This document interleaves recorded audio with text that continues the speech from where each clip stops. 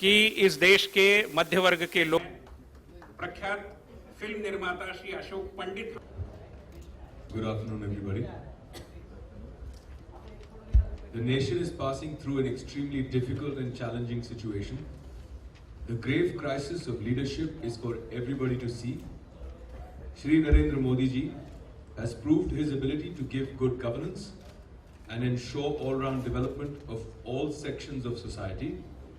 On this backdrop, we, all of us present here, wholeheartedly endorse the candidature of Shri Narendra Modi for the Prime Ministership of India.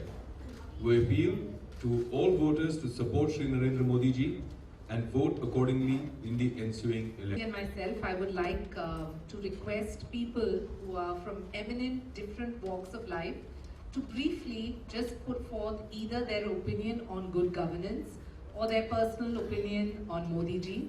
I request you to limit it to 30 seconds to 1 minute because there's quite a large panel, and I'd like to welcome Durga Jasraj, who has also joined us. So let's start with Satish Manashinde. Members of the parliament were either barristers, solicitors or eminent lawyers. इस समय 3 गांधी है और एक सक्षम आंधी है जिसका नाम है नरेंद्र मोदी। और ये एक ऐसा नेता है जो नेता सर्वधर्म से ऊपर एक ही धर्म है, राष्ट्र धर्म, और उस राष्ट्र धर्म का पालन करने वाला, जिसकी निष्ठा है केवल जन समुदायों के सुख और उन सुखों की व्यवस्था कैसी की जाए, और यही इस नेता का धर्म है और उसका नाम है Narendra Modi.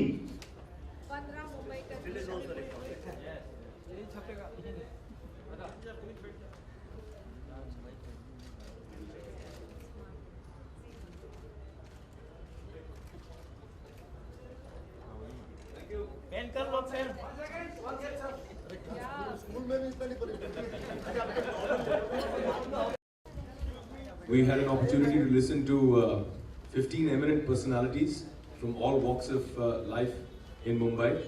The voice of Mumbai, I can truly say, is for Shri Narendra Modi and for a government of change.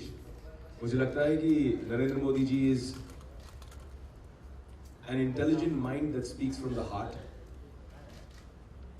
The voice of India that truly resonates with the youth.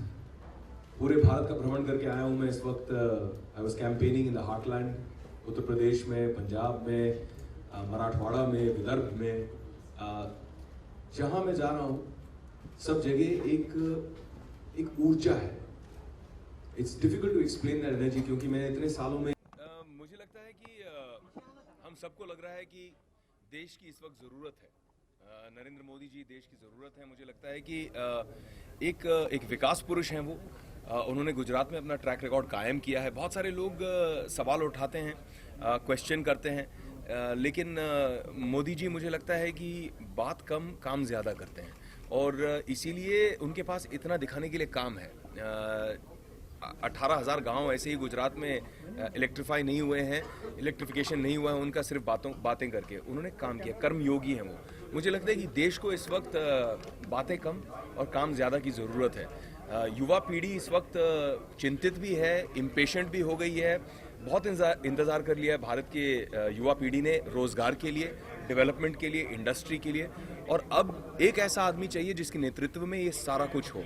हमारा देश सन 2002-2003 में पूरी दुनिया हमारे देश को, इंडिया को, भारत को एक सुपर पावर मानने के लिए तैयार हो गए थे, और पिछले 10 सालों में हम सुपर पावर से सुपर पावरलेस बन गए। जो मैंने अनुभव किया है जब मैं गुजरात जाता हूँ तो जिस तरह की प्रगति मैं देखता हूँ, जब मैं किसी भी प्रांत में जाता हूँ तो वहाँ के लोगों से बात करता हूँ, तो वहाँ से जो मुझे फीडबैक मिलता है, जो ग्राउंड से मुझे फीडबैक मिलता है हर समुदाय के लोगों से, और जिस तरह से गुजरात में प्रॉस्पेरिटी है, जिस तरह से गुजरात में ग्रोथ आई है, ये सब चीज़ें देखकर मैं चाहता हूँ कि मेरे भारत के लिए, मेरे हिंदुस्तान के लिए, मेरे इंडिया के लिए वही ग्रोथ सब जगह आए।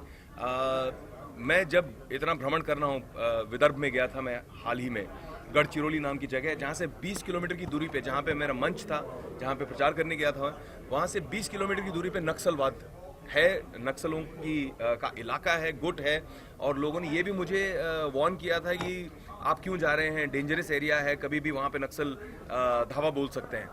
लेकिन मैं जाकर वहाँ के लोगों से बात करना चाहता था, मिलना चाहता था। हम सोचते हैं कि आप सब मुंबई में रहते हैं, हम कभी सोचते हैं कि मुंबई में कितने रेलवे स्टेशन हैं? सोचते हैं क्या? क्यों नहीं सोचते?